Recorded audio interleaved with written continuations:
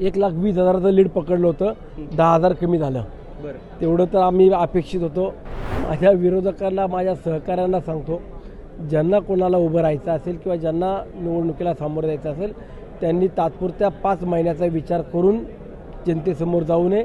अपेक्षा किंवा मागणं ह्यात गैर नाही, परंतु निर्णय झाल्यावरती तो स्वीकारून सर्वांनी काम केलं पाहिजे, नेत्यांना साथ दिली पाहिजे, या मताचा मी आहे. आपलाच मताधिक्याचा विक्रम मोडत दुसऱ्यांदा सलग सुनील अण्णा शेळके आमदार म्हणून निवडून आलेले आहेत. हिवाळी अधिवेशनाला ते आलेले आहेत माझ्यासोबत. अण्णा, सुरुवातीला तुमचं अभिनंदन.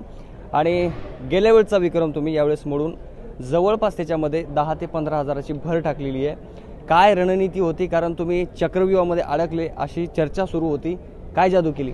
नाही, हे बघा, मुळामध्ये निवडणुकीला सामोरे जाताना मागील 5 वर्षामध्ये आपल्याला काम करण्याची संधी ज्या जनतेने दिली तीच कामं आपण योग्य पद्धतीने केली पाहिजे आणि त्यानंतरनं पुढच्या निवडणुकीला सामोरे जायला पाहिजे. अशा पद्धतीने जर आपण रणनीती आखली किंवा जनतेसमोर गेलो तर जनता देखील आपल्याला स्वीकारती आणि त्याचं उदाहरण म्हणजे माझ्या मावळ तालुक्यातली जनता आहे. मला खरं उत्तर पाहिजे. तुम्हाला असं वाटलं होतं का की इतका लीड भेटेल म्हणून? 1,20,000चं लीड पकडलं होतं, 10,000 कमी झालं. तेवढं तर आम्ही अपेक्षित होतो. शेवटी कामं जी केली त्या कामांच्याच विश्वासावरती आणि ताकदीवरती आम्ही या निवडणुकीला सामोरे गेलो. परंतु काही दबावाखाली किंवा काही अपप्रचार यामध्ये आम्हाला 15 ते 20,000 मताधिक्य आमचं कमी झालं.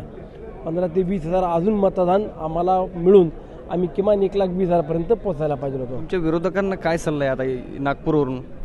माझ्या विरोधकांना, माझ्या सहकाऱ्यांना सांगतो, ज्यांना कोणाला उभं राहायचं असेल किंवा ज्यांना निवडणुकीला सामोरं जायचं असेल त्यांनी तात्पुरत्या 5 महिन्याचा विचार करून जनतेसमोर जाऊ नये. 5 वर्ष जनतेची सेवा करावी, जनता तुम्हाला स्वीकारेल. सुनील शेळकेने 5 वर्ष काम केलं, त्याला स्वीकारलं आणि त्याच्यामागे ठामपणे उभी राहिली. जनता कामाला महत्त्व देते, अडीअडचणीत जो उभा राहतो त्याला साथ देते, एवढंच मला सांगायचं आहे. पिंपरी चिंचवड परिसरातल्या आणि मावळत्या आमदारांच्या एका डोळ्यात आसू आणि एक दुसऱ्या डोळ्यात हसू अशी काही परिस्थिती वाटते. कारण मंत्रिमंडळ विस्तार ज्यावेळेस झाला त्यावेळेस पिंपरी चिंचवड उद्योगनगरी आणि मावळाला अपेक्षा होती मंत्रिपद भेटेल, मात्र भेटलेलं नाही आहे. शेवटी बघा, आमच्याकडे 41 विधानसभेचे सदस्य म्हणून नवनिर्वाचित निवडून आलेले आणि काही विधान परिषदेचे असे जवळपास 45-46 जण इच्छुक होते. त्यामध्ये जागा आमच्याकडे जेमतेम 10 होत्या आणि 10 जागा देताना सुद्धा मोठी कसरत होती. परंतु पक्षश्रेष्ठींनी जो काही निर्णय घेतला आहे त्या निर्णयाचं सर्वांनी स्वागत केलं पाहिजे आणि आपण आपल्या मतदारसंघात चांगल्या पद्धतीने कामं कशी होतील याकडे आता लक्ष द्यायला पाहिजे. आता रुसवे फुगवे किंवा मला नाही मिळालं हे आता झाला, निर्णय झाला तो झाला. अपेक्षा होती मंत्रिपदाची? अपेक्षा सर्वांना होती, अपेक्षा कोणाला नव्हती, परंतु अपेक्षा किंवा मागणं ह्यात गैर नाही, परंतु निर्णय झाल्यावरती तो स्वीकारून सर्वांनी काम केलं पाहिजे, नेत्यांना साथ दिली पाहिजे, या मताचा मी आहे. भुजबळ साहेब नाराज आहेत. भुजबळ साहेब इथून निघून गेलेत, म्हणजे शपथविधी झाल्यानंतर ते इथून निघून गेले. आंदोलन केले जात आहेत त्यांच्या कार्यकर्त्याकडून आणि अजितदादा सुद्धा अधिवेशनामध्ये दिसत नाही आहेत. हे बरं नाही आहे चित्र. दादा आज येणार होते, परंतु नागपूर किंवा बाकीच्या देखील उत्तर महाराष्ट्रातले काही पदाधिकारी कार्यकर्ते देखील येत आहेत असं मला सांगण्यात आले.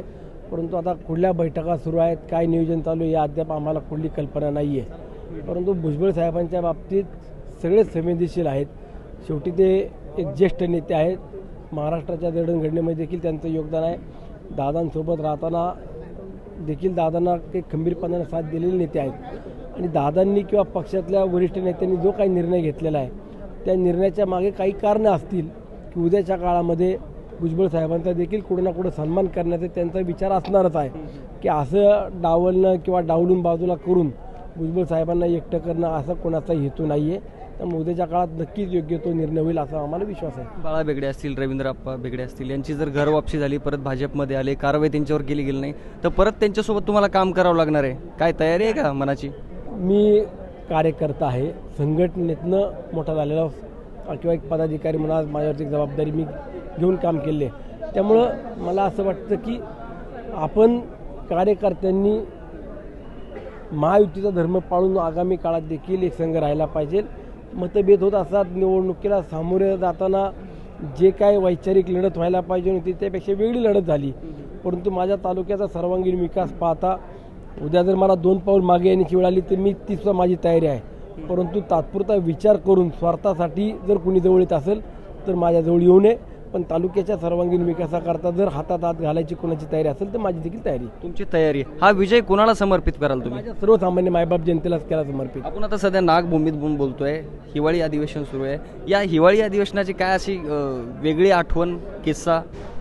आत्ताचा दुसरा दिवस आहे आजचा, अजून तर काय किस्सा आणि अजून बाकीच्या गोष्टी व्हायच्या. गेले 5 वर्ष तुम्ही आलेले आहेत ना इथे? नाही, शेवटी आता ही देखील उपराजधानी आहे आणि नागपूरला आल्यावरती या भागात अनेक ग्रामीण भागातले, उत्तर महाराष्ट्रातले किंवा विदर्भातले नागरिक येत असतात, त्यांच्या समस्या मांडतात, मोठमोठे मोर्चे घेऊन येतात आणि या अधिवेशनामध्ये सर्वसामान्य माणसाची अपेक्षा असते की आमच्या वेगळ्या मागण्यांना न्याय मिळेल आणि ते देण्याचं काम महायुती सरकार आता करत आहे. अण्णा, थँक्यू आमच्याशी बोलल्याबद्दल. तर हे होते सुनील अण्णा शेळके, ज्यांनी सांगितलंय की जे दुभंगलेली महायुती होती ते जर परत आले, हातात हात घालायचं जर काम पडलं तर माझे 2 पावलं पुढे असतील, त्यांनी तयारी दर्शवावी. मात्र तालुक्याचा विकास झाला पाहिजे हे माझं ध्येय, असं मत आणि इतर राजकीय प्रश्नाचे उत्तर त्यांनी आपल्याशी बोलताना दिलेले आहेत. विष्णू साना, प्लेट्स अप मराठी, नागपूर.